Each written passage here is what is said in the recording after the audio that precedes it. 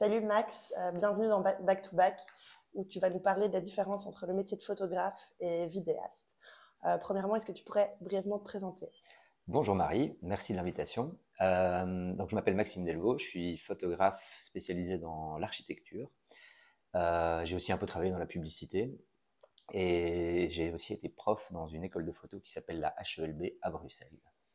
Alors, première question, qui a la formation la plus difficile entre le photographe et le vidéaste? Hmm, Eh ben, je dirais les deux. En fait, je dirais même aucun des deux plutôt. Parce que je pense pas que la formation en soi soit vraiment très très complexe. C'est 4 ans d'études.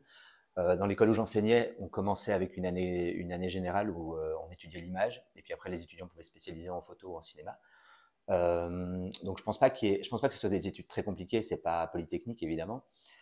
Mais par contre, ce qui est à mon avis le plus complexe, et que je pense que c'est quelque chose d'assez général dans les études artistiques, c'est que les étudiants doivent vraiment chercher à développer une sorte de curiosité personnelle par rapport à l'image et à la manière dont ils ont envie de représenter les choses, dans la manière dont ils ont envie de travailler.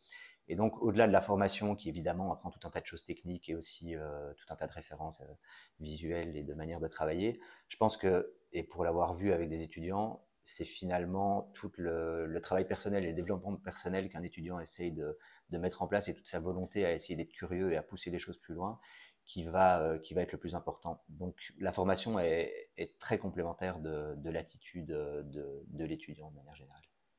Qui est le plus polyvalent? Le plus polyvalent, je pense, selon moi, est le photographe. Euh, ouais, je pense que le photographe est beaucoup plus polyvalent. En fait, un photographe travaille souvent au service de quelque chose d'autre, que ce soit de différents secteurs, que ce soit de la mode, de la publicité, de l'architecture, comme dans mon cas, mais aussi de l'événementiel ou ce genre de choses. Et du coup, il développe une plus grande polyvalence dans les outils qu'il peut utiliser pour traiter ces différents sujets. C'est-à-dire que quelqu'un qui va faire, dans mon cas par exemple, de l'architecture, évidemment, je prends principalement des photos, mais je peux aussi être amené à utiliser la vidéo comme un outil pour parler d'appropriation des espaces par des usagers, ce genre de choses. Et je peux aussi, par exemple, travailler avec des boîtes qui font des images 3D pour faire des intégrations. Et donc, il y a une plus grande polyvalence, je pense, dans la manière dont on peut un peu appréhender l'image par rapport au sujet dont on traite. Qui a un panel plus large de débouchés? Alors là, pour le coup, je pense que c'est clairement les vidéastes. Euh, Parce qu'en fait, dans la vidéo et même dans la formation, ça se ressent déjà, il y a directement une spécialisation vers des métiers de l'image, enfin des métiers en tout cas de la vidéo. C'est-à-dire ça peut être aussi bien réalisateur que monteur, preneur de son, cadreur, aussi machiniste. Il y a tout un tas de métiers en fait qui existent vraiment au sein de, du cinéma, on va dire, et de la vidéo de manière générale. Et en fait, ça amène à avoir la possibilité tout simplement d'avoir un CDI, ce qui est beaucoup plus compliqué en photo, où les gens sont finalement des indépendants. Et donc, je pense qu'en fait, les débouchés en cinéma, de par la spécialisation, c'est-à-dire qu'on va vraiment être monteur, preneur de son, etc. Et en plus, de par le fait que on peut être engagé à la télé, on peut être engagé dans des boîtes qui font énormément de choses. En photo, c'est beaucoup plus rare. Et donc, il y a beaucoup plus de débouchés concrètes en cinéma. Qui a le plus d'indépendance dans son travail? Alors là, pour le coup, je dirais que c'est le photographe, un peu en opposition avec ce que je disais juste avant. Déjà bêtement parce que le photographe, souvent dans son statut, est indépendant. C'est assez rare de trouver de se faire engager en tant que photographe. Euh, et puis aussi, le photographe travaille, s'il travaille en équipe, il travaille dans des toutes petites équipes, il est souvent la tête de l'équipe. Et de manière générale, les projets photographiques sont souvent sur des temps plus courts que les projets vidéo. C'est-à-dire qu'un film, ça prend quelques mois à filmer, alors qu'un projet photo, c'est souvent 1 ou 2 jours, voire 3. Et donc, le photographe a beaucoup plus la possibilité de gérer ses clients, d'avoir une diversité de clients, de choisir un petit peu ce qu'il a envie de faire, s'il a du boulot, évidemment. Et donc, est beaucoup plus indépendant dans sa vie de manière générale et dans la manière dont il appréhende le travail.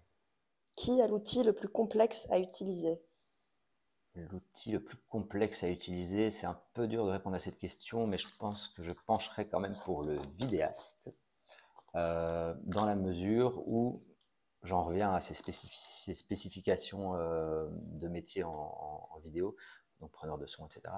Et c'est-à-dire que c'est des outils plus spécifiques qui doivent être totalement maîtrisés. Je ne dis pas que le photographe ne doit pas maîtriser son appareil photo, mais c'est peut-être un outil plus simple et en tout cas, il est unique. Ce qui fait que, à mon avis, les vidéastes ont un bagage, se doivent d'avoir un bagage technique plus important que les photographes.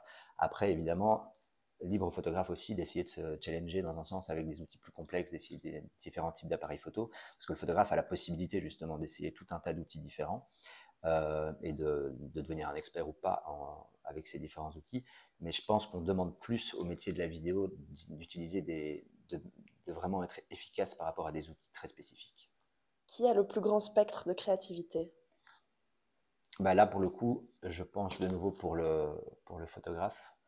Un peu comme je disais tout à l'heure, parce que le photographe se situe toujours au top de la chaîne, au sommet de la chaîne de décision par rapport à son travail, que ce soit dans tous les secteurs, que ce soit dans la pub, dans la mode, dans l'événementiel ou dans l'architecture.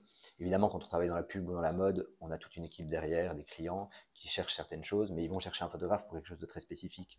Et donc, le photographe peut se permettre d'être un peu exigeant ou de montrer sa vision au client et de l'imposer dans un sens. Évidemment, c'est toujours une histoire de compromis, mais le photographe a souvent plus la possibilité de faire ça du début jusqu'à la fin. C'est-à-dire que le photographe peut aussi gérer toute sa post-production et de pouvoir avoir une sorte de contrôle général sur les images qu'il veut faire, que ce soit par rapport au lieu où le shooting va se passer jusqu'à la manière dont la retouche va être effectuée. Super, c'est tout. Merci beaucoup, Max. Je t'en prie, Marie.